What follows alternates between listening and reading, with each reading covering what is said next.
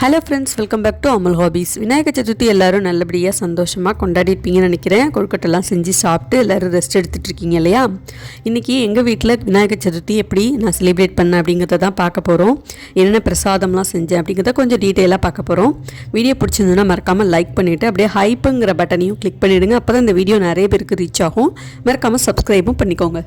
விநாயகர் சதுர்த்தி புதன்கிழமை வருது இல்லையா? முதல் நாள் செவ்வாய்க்கிழமைங்கிறதுனால அன்றைக்கி வீடெல்லாம் துடைக்க முடியாது, பூஜை பாத்திரமும் கழுவ முடியாது. அப்படிங்கிறதுனால புதன்கிழமை காலையிலேயே நம்ம எல்லா வேலையும் பார்த்துக்கலாம் அப்படின்னு சொல்லிட்டு காலையிலேயே சீக்கிரமாக இருந்துச்சு. சாமி படத்தில் உள்ள பூ எல்லாம் எடுத்துகிட்டு அதெல்லாம் கொஞ்சம் சுத்தம் பண்ணி வச்சுட்டு அடுத்தது கிச்சன் கவுண்டர் டாப் அடுப்பெல்லாம் நல்லா க்ளீன் பண்ணி எடுத்தாச்சு. அதுக்கப்புறம் பூஜை பாத்திரமும் எல்லாத்தையும் கழுவுறதுக்காக ரெடியாக எடுத்து வச்சுருக்கேன். கழுவிட்டு உங்களுக்கு காமிக்கிறேன். இப்போ பூஜை பாத்திரமும் எல்லாமே கழுவிட்டு கிச்சனில் எல்லாமே க்ளீன் பண்ணிவிட்டு குளிச்சுட்டு வந்துட்டு சமையல் வேலை ஸ்டார்ட் பண்ணியாச்சு. முதல்ல ஊற வைக்கிறதுக்கு என்னென்ன பொருள் இருக்கோ அதெல்லாம் ஊற வச்சுக்கலாம் அப்படின்னு சொல்லிட்டு தான் ஊற வச்சிட்ருக்கேன். உளுந்து வடைக்கு உளுந்து ஊற வச்சுருக்கேன். அடுத்தது 3 வகையான சுண்டல் பண்ண போகிறேன். அதனால் பாசிப்பருப்பு, கடலைப்பருப்பு, கொண்டக்கடலையும் ஊற வச்சுருந்தேன். அந்த வீடியோ மிஸ் ஆகிட்டு. கடலைப்பருப்புக்கு பார்த்திங்கன்னா நான் பூரணத்துக்கும் சேர்த்து தான் ஊற வச்சுருக்கேன். இப்போ இது எல்லாமே நல்லா ஊறிட்டு இருக்கட்டும். அடுத்தது தேங்காய் துருவறதுக்காக பீஸ் பீஸாக கட் பண்ணி வச்சுட்டு அதை மிக்ஸி ஜாரில் அரைச்சிக்கலாம் அப்படின்னு ரெடியாக எடுத்து வச்சுருக்கேன்.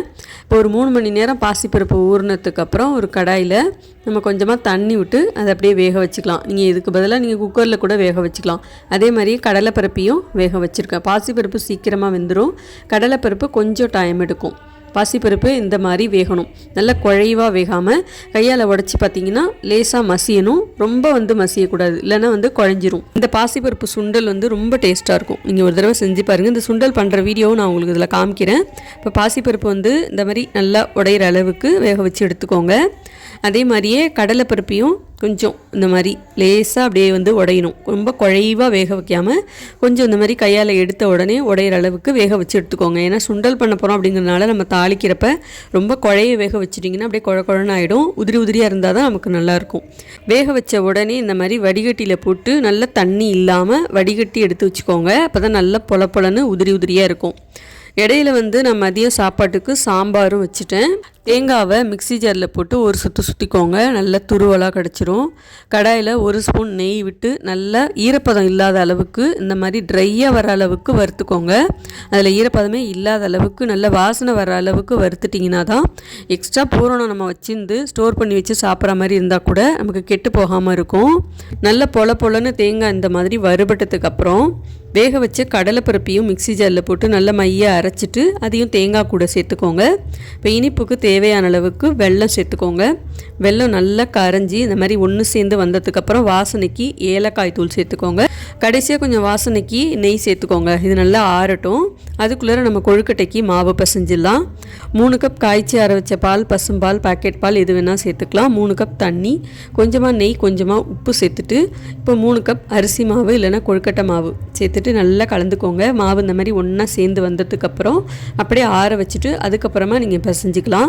இப்போ மாவு ஆறுறதுக்குள்ளே நம்ம சுண்டல் தாளிச்சிடலாம்.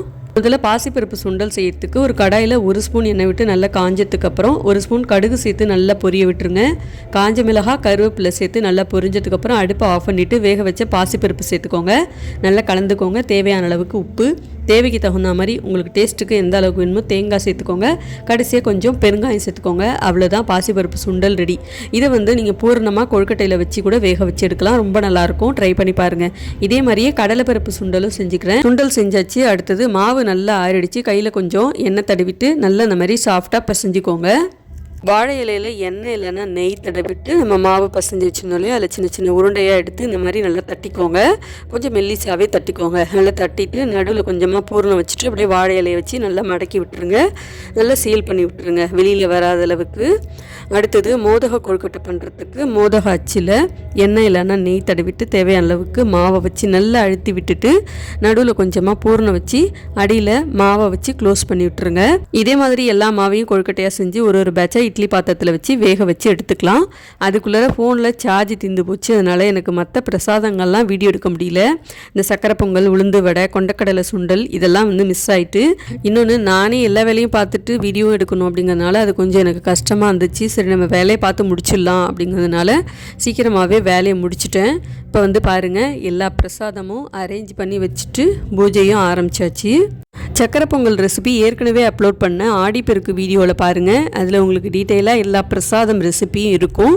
அதுக்கப்புறம் உளுந்து வடை ரெசிபி தான் மிஸ் ஆகிட்டு, அது உங்களுக்கு நான் இன்னொரு நாள் கண்டிப்பாக போஸ்ட் பண்ணுறேன்.